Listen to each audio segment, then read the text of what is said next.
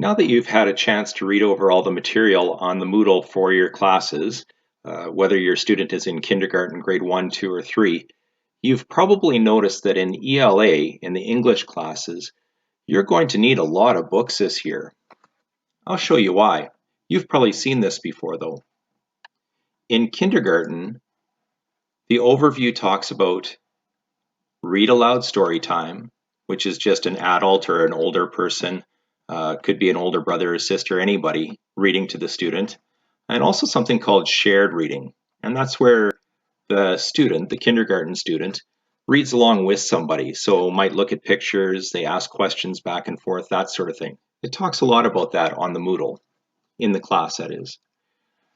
By the time you get into grade 1, 2, and 3,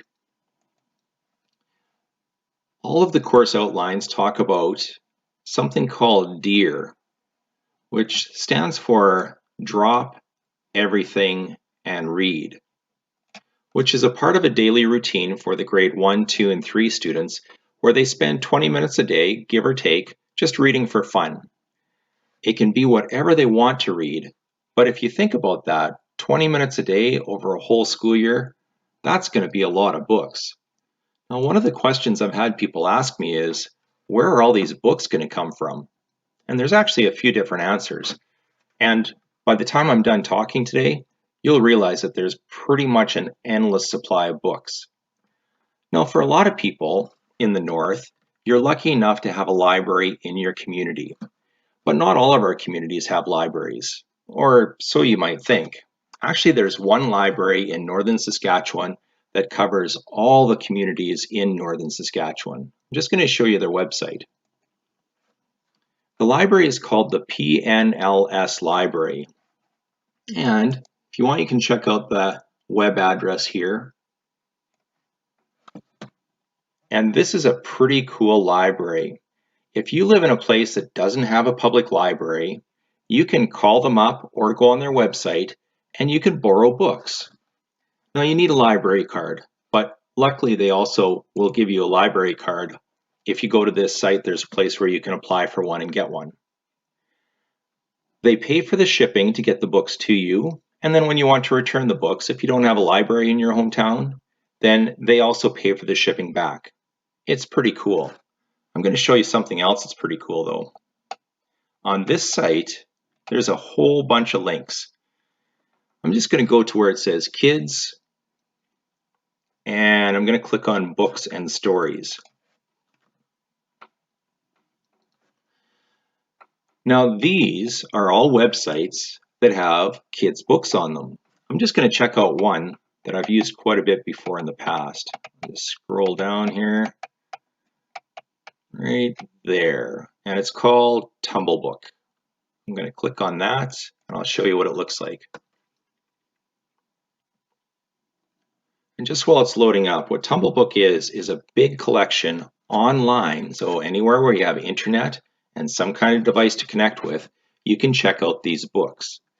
They've got a whole whack of stuff for a lot of different ages. So no matter what grade your child is in, there's books on here that would appeal to them. I'm just going to click on storybooks.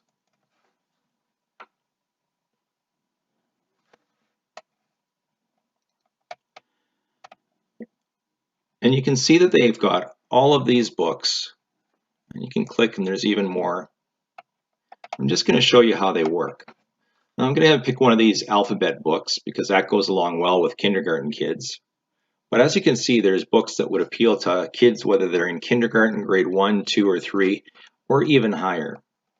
So once you pick a book and you click on it, this might take a minute to load. My internet isn't that fast. But it's actually going to open up a copy of the book.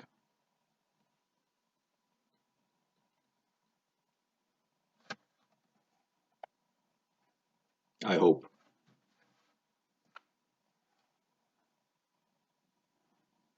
Okay. I'll hit play.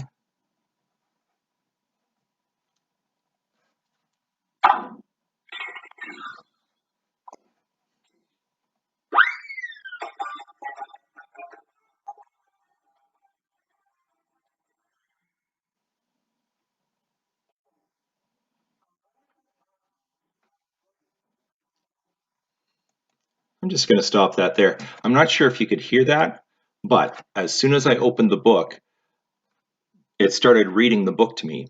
So for your kids, even if you're not with them, they can click on books and the computer or whatever device they're using will read the books to them. And again, there's hundreds of books on this site, so the kids will always find something that appeals to them. So that's Tumble Books, and that was linked through the PNLS library. And there's a whole bunch of other sites on there that I won't get into right now, just because there's so many that it would take too long. I'm going to show you a different site though, and this one's called Epic. And I'll just highlight the web page, so right there, and it's just www.getepic.com. And when you go there, you can go to the student login. Oh, I'm going to get my cursor here.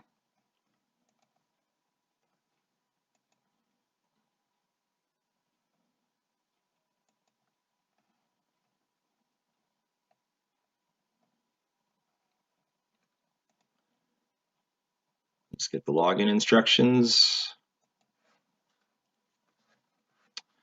So you go to getepic.com/students. Our class code is right there, so WAK4338, and then you can sign on.